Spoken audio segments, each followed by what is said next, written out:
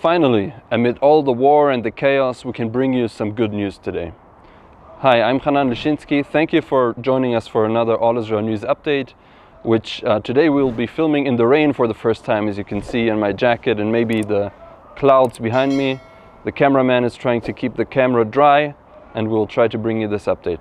Unfortunately, even this good news begins in a bad situation. As you may remember, almost 2 weeks ago, mobs of migrants in Amsterdam laid an ambush for Israeli fans coming to watch a soccer game and started chasing them through the streets, ambushing them in trains, in hotels, and just in the streets of Amsterdam.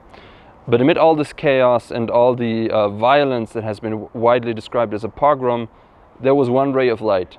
During this chaotic night, one Druze Israeli guy, Melham Assad, emerged as a rescuer, a savior for many of his fellow Israelis, risking his own personal safety and going out into the streets of Amsterdam again and again to guide his fellow Jewish Israelis to safety while using his Arab language skills to confuse and mislead the attackers.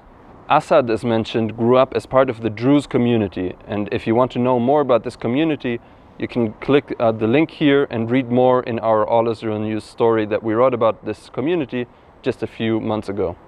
So Assad grew up in a Druze town in northern Israel, speaking Arabic, so Arabic is his mother language, but he also learned Hebrew because, as we see also by the fact that he is a fan of Maccabi Tel Aviv, a Jewish Israeli soccer club, he is very well integrated into the Israeli society at large, and in this way learned Hebrew. So when the attackers started to ambush Israeli fans in Amsterdam, Assad quickly understood what was happening because he heard the attackers plan and talk among them in Arabic on how to attack the Israeli fans, on where to ambush them, and so forth. So Assad, as he told Israeli media later on, started to go out into the streets, look for fellow Israelis, and then either warn them, or if he saw attackers close to the Israelis, he started shouting in Arabic, acting as if he was talking with the groups of Israelis so that the attackers would think that they were Arabs or Arabic speakers as well. After guiding some of the groups back to their hotels or to other safe areas, Assad returned again and again into the streets looking for more Israelis, warning them to to take off their jerseys or any kind of identification that would mark them out as Israelis, and try to create safe passages. For example, when he saw attackers, groups of these mobs, he went up to them in Arabic, told them that the Jews had gone in this direction or that direction, misleading them about the position of the Israelis in order to enable them to return to their hotels. In this way, Assad managed to personally guide or rescue 150 Israelis out of the approximately 2,000 Israelis who were there in Amsterdam that night. Now, Assad, as I mentioned earlier, grew up in the town of Kisra Sumia in northern Israel. He is 36 years old and father to a young boy, and of course a passionate fan of Maccabi Tel Aviv, which, as I mentioned earlier, this fact in itself points to his deep integration into Israeli society. Now, here in the Jerusalem area, for example, I know some Israeli Arabs who speak Hebrew rather well, and they appear to be integrated, but for example, when they watch soccer, they watch Saudi Arabian soccer, and I see their children running around with Cristiano Ronaldo jerseys. Ronaldo now plays in Saudi Arabia.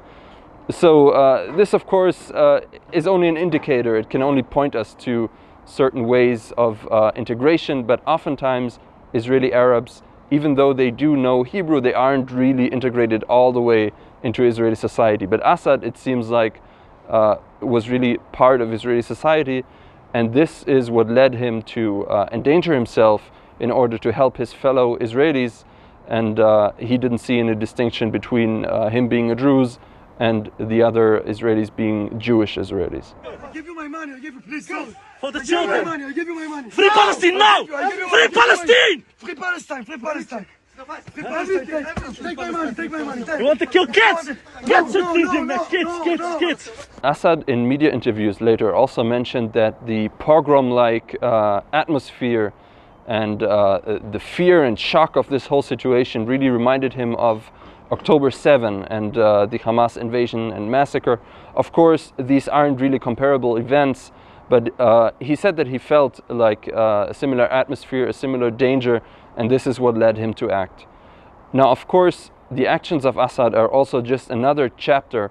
They symbolize really this, what is being called in Hebrew, it's often being called a blood covenant, the covenant between the Jewish community in the land of Israel and the Druze community living here in the land of Israel, among us and next to us. We have also written here at All Israel News, we've written several articles about the numerous Druze soldiers who were killed and wounded in service so far during the war in Gaza and also in Lebanon. And the Druze are really known within Israel for being some of our most fierce soldiers. Many Druze officers have risen to very high ranks. I think the highest who died during this war is a lieutenant colonel who died in Gaza. And there have been Druze generals, and they have a much larger proportion of high-ranking officers compared to their very small numbers. By the way, there's only around 150,000 Druze living here in Israel. Reflecting on these extraordinary events, Assad later said that he really felt like God put him in this place at this time in order to save his fellow Israelis, save as many people as he could from violence. And as I said, this story, for one, it's a good news story. We're always happy to highlight positive stories here amid the war, but it also really symbolizes, crystallizes this this really unique kind of relation here in the Middle East of this covenant of blood between the Druze and the Jews here in the land of Israel. Visit us at allisrael.com or on our social media channels to learn more about the Druze, about their connection to the land and the Jewish people, and to keep updated about all the latest news.